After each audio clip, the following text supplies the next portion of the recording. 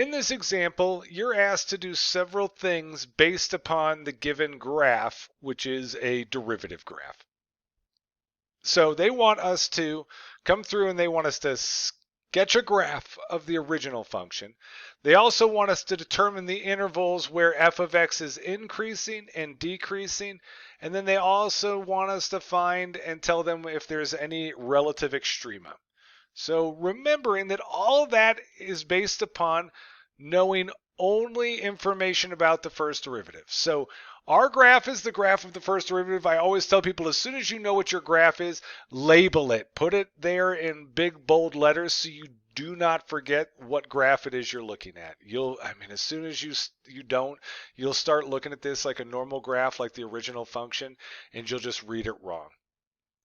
The next thing I do on a problem like this when I'm trying to read derivative data off of this graph is I come through and draw this out in terms of a number line.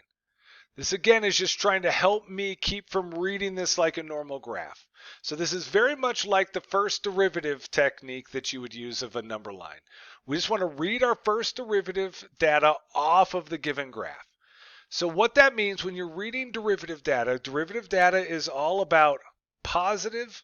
Wherever my derivative is positive, that tells me where my original graph is increasing.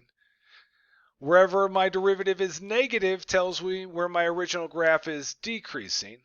And then wherever my derivative is equal to 0, that's where my graph goes horizontal for a second. And so that happens at peaks, it happens at valleys, it also happens when your graph just goes sideways for a second. So we just want to read our derivative data off of here. I start by finding my zeros. So remember that we're looking at this as 0 would be the axis, that's positive up top there, and that's negative down below, and that's all we're trying to read off of this. So the zeros are going to happen. We have 1 0 happening at -2. These are what you would refer to as critical values, wherever your first derivative equals 0. So we've got a critical value at -2. You'd have a critical value at 0. And then you'd have a critical value at 2. So once you've marked those 0 derivatives, those critical values, you just work your way left to right and just read this data off of the graph, positive or negative. To the left of -2, my graph is up in the positive space. So I come to my little number line, I say, okay, that's positive, and I even draw myself a little arrow going up. But that is the shape of the original graph now. In between -2 and 0, my graph is entirely down here in the negative area. So again, I put the negative sign, and it tells me my graph is headed down and decreasing. Looking between 0 and 2, same thing, I'm down in the negative. So that tells me I have a negative, and this is now decreasing.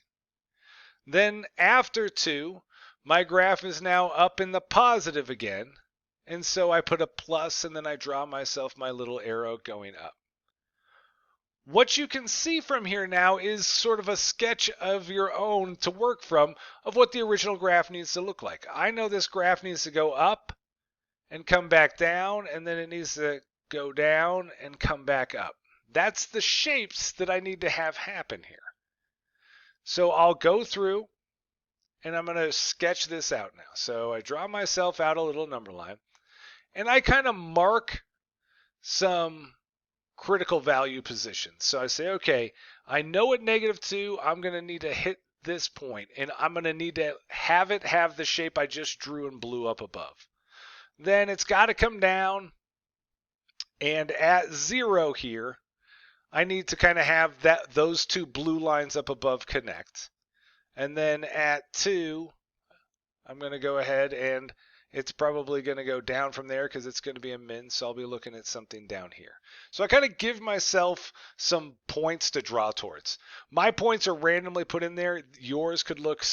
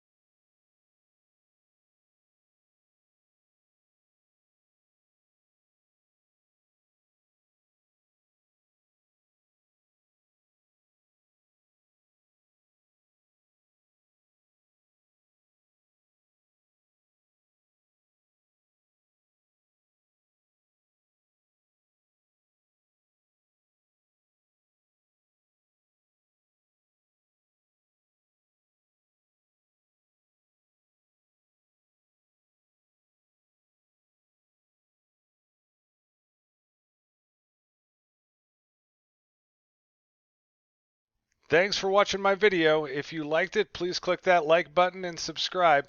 And also share it with your friends and anyone else you know who might be crying about an upcoming AP Calc test.